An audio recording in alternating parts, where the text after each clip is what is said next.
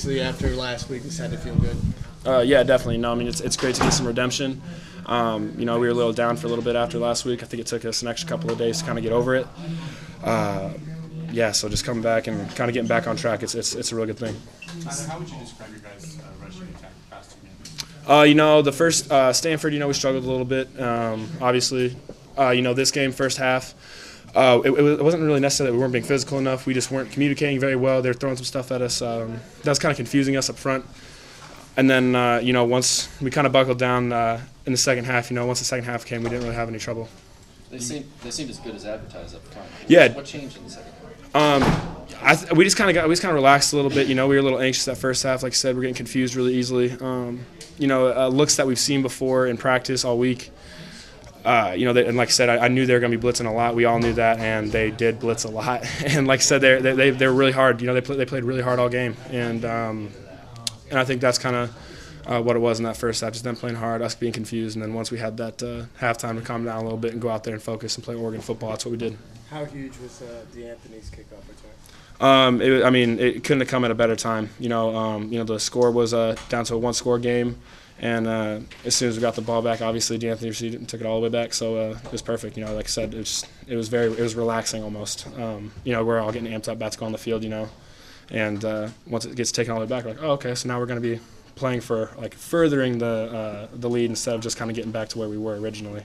So that's always nice. What happened with you in the last 3 minutes? Was it knee or ankle? Oh yeah, it was no problem, nothing big. Just rolled my ankle a little bit, and actually I apologize to the fan I almost killed today. I kind of got my emotions got the better of me, and I threw my helmet down and went over the wall. Did you get it back? Yeah, I got it back. He was a nice guy. I didn't keep it for a souvenir or anything, but So shout out to that fan for having good hands, I guess. That was right when you got back to the bench? Yeah. As soon as I hobbled off the field a little bit, and like I said, it was like the last 3 minutes of the game, so I was super upset. And like I said, obviously you should never, as a football player, you never want to throw your helmet. Like I said, my emotions got the better of me, and I signed my helmet down, and the fan got it. We need to sign him up. He's a good receiver. Marcus's limitations, clearly he's got a knee issue with the brace, and everybody kind of knows it's injured a little bit. How does that limit your run game, though? I think it affects our option game a little bit, our speed option team. And, so I think Marcus is just a little less comfortable, because he can run the ball. He can run. We've seen him do it in practice. I think it's just a confidence thing with his knee. And he's not going to pull the ball if he doesn't feel safe doing it. So, and we support him with that. So I don't think it affects us overly too much, but, we're doing fine with that. Do you have a sense that he's getting more confident? Yeah. Getting that confidence back? Yeah, definitely. I know his knee feels a lot better this week than it did against Stanford. And like I said, he's improving every day. And, I asked him before the game, how's it feel? He says it feels great. So he's getting more confidence with every practice, every game. Is it frustrating for us in our line to not get the kind of rushing stats that you guys are getting? Yeah, I was so frustrated going into half. We're expecting to run the ball down the field, no problem. That's the expectation. That's our standard. And when things are just not necessarily going our way, or they're we're getting kind of confused and plays are falling apart when we feel like we're blocking well, and plays are kind of falling apart, that's when you get frustrated. And I feel like that was happening a couple times.